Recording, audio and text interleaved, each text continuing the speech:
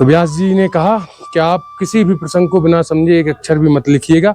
श्री गणेश जी एवं व्यास जी के अनुग्रह से महाभारत जैसा लोक पावन ग्रंथ रत्न जगत को प्राप्त हुआ। यहाँ श्री गणेश जी के दर्शनों से विघ्नों का नाश होता है और इस अद्भुत क्षेत्र को जब आप स्वयं आके यहाँ की अनुभूति प्राप्त करेंगे तब आपको पता चलेगा कि आज से 100 साल 200 साल पहले भी हमारे पूर्वज अपना त्रयोदशी और संपूर्ण क्रियाकर्म करके यहाँ क्यों आते थे। क्योंकि जब आज इतने साधन और इतनी सहजता के साथ भी लोगों को आने में जो है कष्ट होता है, तो आप सोचिए आज से 100-200 साल पहले यहाँ कैसे लोग आते होंगे। हमारे पूर्वजों ने हमको इन धरोहरों को आज तक उन मुगल आक्रांताओं से और आमी बामी गैंग से बचा के रखा है। और अब हम लोगों की ये व्यक्तिगत जिम्मेदारी है कि इन सभी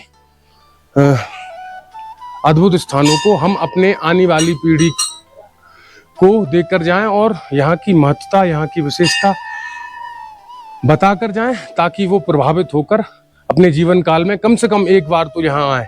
जैसा आप जानते हैं, बद्रीनाथ जी भारत के और सनातन संस्कृति के प्रमुख 4 धामों में से एक है एवं उत्तराखंड के 4 धामों में से भी एक है।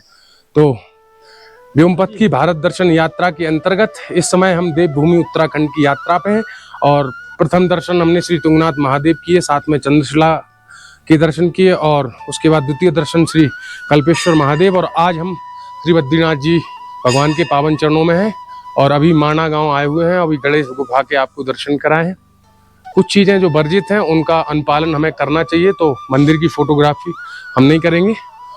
जब आप यहाँ आएंगे तो आपको यहाँ की पॉजिटिविटी ऑब्जर्व करेंगे तो आपको लगेगा कि हमेशा से सनातन इतना महान क्यों रहा है और सनातन के पीछे हमेशा कुछ दुष्ट प्रवृत्ति के लोग क्यों पड़े रहे। ये पहले भी थे, अब भी हैं और आगे भी रहेंगे। हमारा कार्य है कि हम अपनी धरोहरों को सुरक्षित रखें और अपनी आगामी पीढ़ी को इनको बता के जाएं, ताकि वो उपहास की दृष्टि से नहीं, शिरोधार्य की दृष्टि से इन स्थानों का अवलोकन करें और इनका जो है भ्रमण करें और अपनी आगामी संतति को देके जाएं। ये इधर से आप जाएंगे, ये गुफा है, घूम कर आ जाइएगा और सामने श्री गणपति गजानन बैठे हैं और हमने दर्शन कर लिए। और अब हम चलते हैं श्री व्यास गुफा की ओर और उसके बाद जाएंगे माता सरस्वती जी के उद्गम स्थान पर।